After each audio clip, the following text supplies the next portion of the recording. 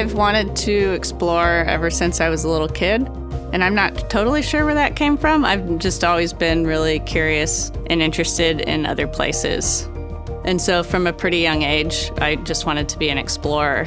And I grew up in Houston, so NASA was right down the road. And we got to come to JSC a lot on school field trips. And then also when I was in second grade, we grew some tomato seeds that had flown on Space Shuttle. So we got to do the Tomato Seeds in Space program. Just that early exposure to NASA, I think, focused me on an astronaut as being one way to be an explorer. And that dream kind of persisted all the way through school and college.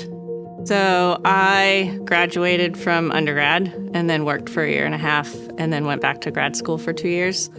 And I did all of that in aerospace engineering. And my sister was a geologist at Penn State, also in grad school at the time, and her research was in Iceland, studying the Mid-Atlantic Ridge and the fault lines that run through Iceland. And that sounded really fun and kind of like what I had dreamed about in exploration. And so I started looking around for different opportunities and found Woods Hole Oceanographic Institution. And that's how I moved into ocean science. Woods Hole does kind of the broad suite of earth and ocean science. They do everything from biology, chemistry, geosciences, and then they also have a pretty big engineering department. And so I joined the engineering department. When I started at Woods Hole, I started on an upgrade to the Alvin submersible. So it's the United States' only manned research submersible and the oldest sub in the world that does that kind of work. And at the time, we were doing the first of a 2-part upgrade to the sub to do a lot of different upgrades, but mainly to increase the operating depth of the sub from 4,500 meters to 6,500 meters. But one of the things I was responsible for was the main vehicle frame, the overall kind of skeleton of Alvin that attaches the personnel sphere, like where the people are. So it was this huge 7-foot diameter titanium sphere with all these lugs welded onto it.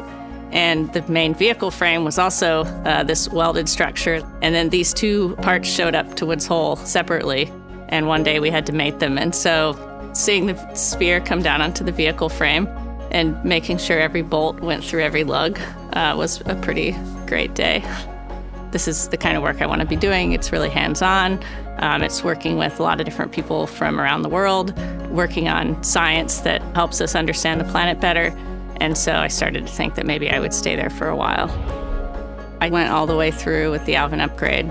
And one of the things that I really was hoping to do was to get to dive in Alvin one time. And I did get to do that on sea trials. It was neat to see the vehicle, in action. And I got to fly it for a little bit, which was really fun. In addition to my work on Alvin, I also did a lot of work with robots. So either remotely operated vehicles that were driven from the ship or autonomous vehicles that had their own brain on board. My work with all of these vehicles were mostly at sea, and we would go out on research cruises that were anywhere from 2 or 3 weeks to a month or 2. So Jason is the name of the vehicle that I did most of my work with, and it's an ROV, so it's a remotely operated vehicle. And we lower it over the side of the ship, and it stays tethered to the ship. So there's a tether that's providing electrical power and communications to the vehicle. And then the pilot sits on board in a control room and drives the vehicle from the control room. We have a pilot, we have an engineer, and a navigator. And so I would sit engineer and navigator in the control room, and then also work as a mechanic on the vehicle and as a data processor. A lot of the work that we did with those vehicles was around hydrothermal vents.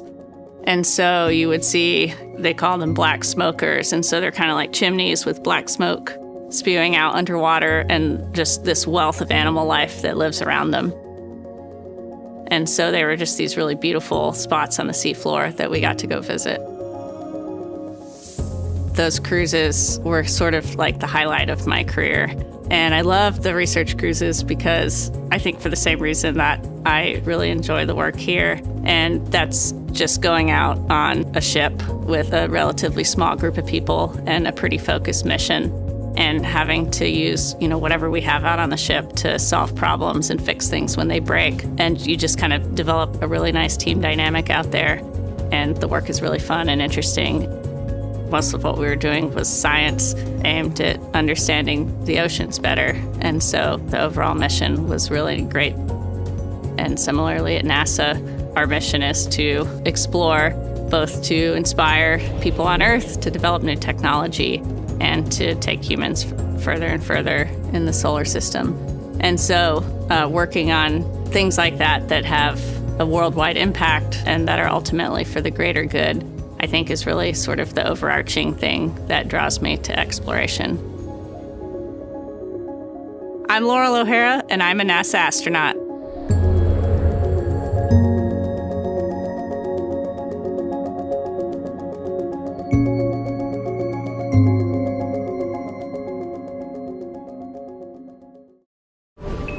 Subscribe for more space.